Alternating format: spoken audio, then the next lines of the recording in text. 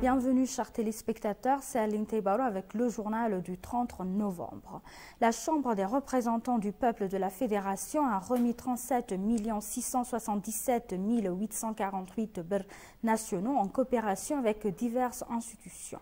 Dans son allocution lors de la passation du pouvoir, le président du Conseil, M. Tagassa Jafo, a rappelé que le gouvernement a parcouru un long chemin dans la réforme de l'organisation des forces de défense nationales à travers les réformes dans le secteur de la sécurité. Le président a déclaré que l'armée fédérale de défense nationale et le peuple sacrifient sa vie pour défendre la souveraineté du pays. Il a souligné la nécessité de renforcer et de soutenir l'armée dans tous les domaines. Dans son côté, la ministre d'État de la Défense nationale, Mme Martha Luigi, a exprimé sa gratitude pour le soutien financier que le Conseil a accordé pour renforcer la force de défense nationale dans tous les secteurs et pour leur soutien multiforme qui a été apporté dans le passé. Les informations obtenues du Conseil ont indiqué que le président Tagassa Jafo a présenté des certificats de reconnaissance aux institutions et aux individus qui ont soutenu financièrement le renforcement des forces de défense nationales.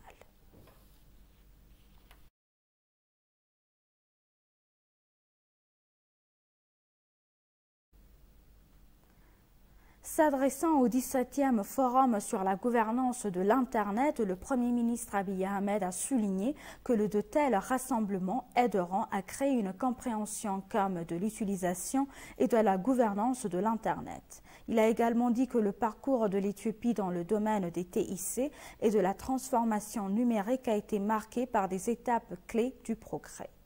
Le Premier ministre a déclaré qu'il y avait de bons débuts dans l'utilisation de l'intelligence artificielle ou de la perception artificielle dans la santé, l'agriculture, l'éducation, les transports et d'autres secteurs. Selon lui, plus de 2300 écoles secondaires ont été amenées à utiliser Internet comme une bonne expérience. Le Premier ministre a dévoilé que bien qu'Internet ait beaucoup de bonnes choses, il a été un défi pour l'Éthiopie en diffusant de fausses informations, en particulier pendant la guerre. Il a également exprimé son espoir que la 17e conférence sur la gestion d'Internet qui se tient à Addis Abeba sera un lieu où des solutions seront discutées pour aider à résoudre ces problèmes liés à Internet. Le secrétaire général des Nations Unies, Antonio Guterres, a déclaré dans son message vidéo que les efforts pour numériser le monde doivent être centrés sur l'humain. La conférence se poursuivra jusqu'au 1er décembre et des discussions sont en cours sur divers sujets.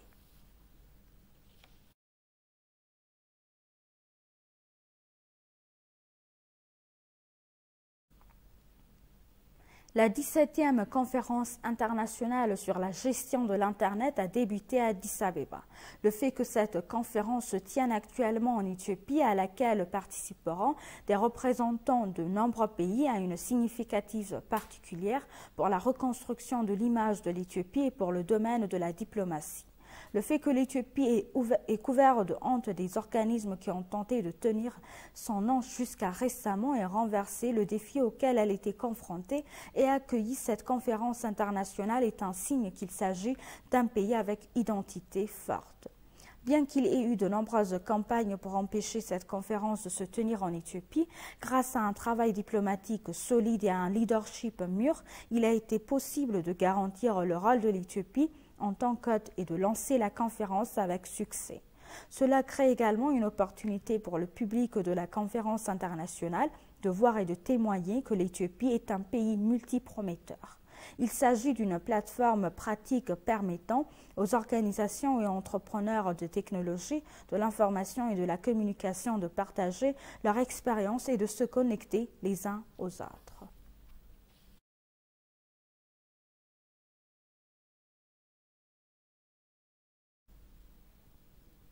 En marge du 17e Forum sur la gouvernance de l'Internet qui se tient à Addis Abeba, Antonio Pedro, secrétaire exécutif par intérim de la Commission économique des Nations Unies pour l'Afrique, a déclaré que s'attaquer aux causes profondes de l'accès à l'Internet en Afrique doit être la tâche prioritaire du Forum. Beled Amoula, ministre de l'Innovation et de la Technologie, a pour sa part souligné que rendre Internet résilient nécessite des efforts concertés des pays en développement et développés.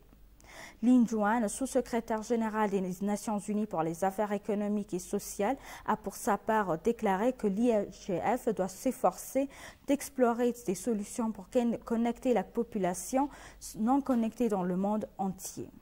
Le ministre de l'Innovation et de la Technologie, Beled Amoula, a également déclaré que des efforts concertés de toutes les parties sont nécessaires pour rendre Internet résilient en Afrique.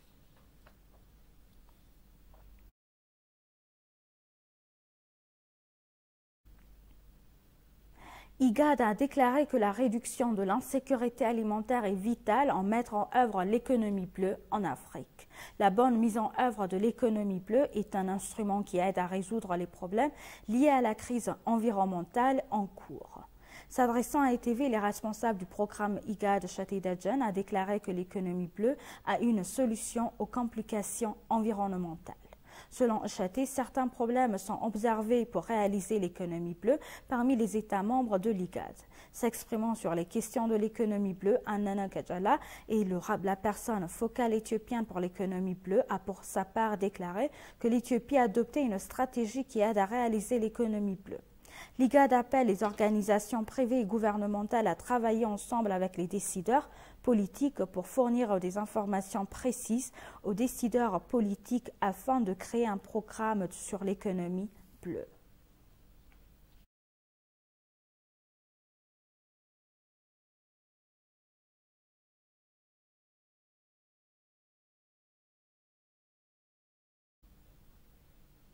La Commission nationale chinoise de la santé a soutenu l'hôpital Runesh de Pékin avec des fournitures médicales d'une valeur de 8,3 millions de $.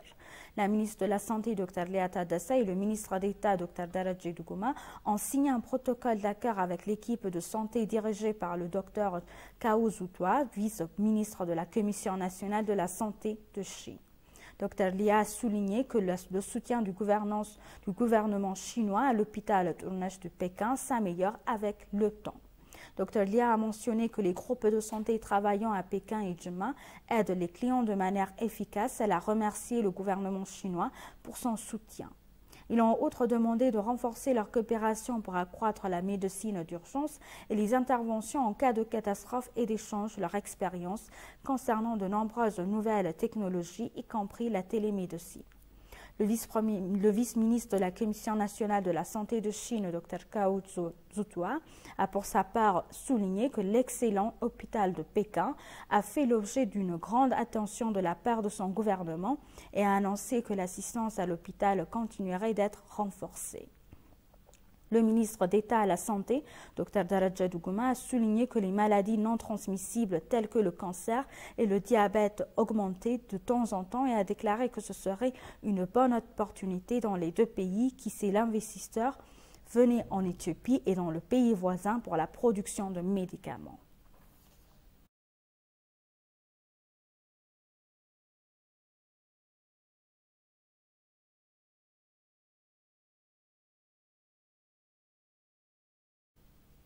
Et pour conclure le journal, des universitaires, des autorités de l'histoire, des Noirs, des dignitaires et des personnalités éminentes du Royaume-Uni ont renouvelé leur engagement à créer le Centre mondial d'histoire de patrimoine et d'éducation des Noirs à Addis Abeba en Éthiopie.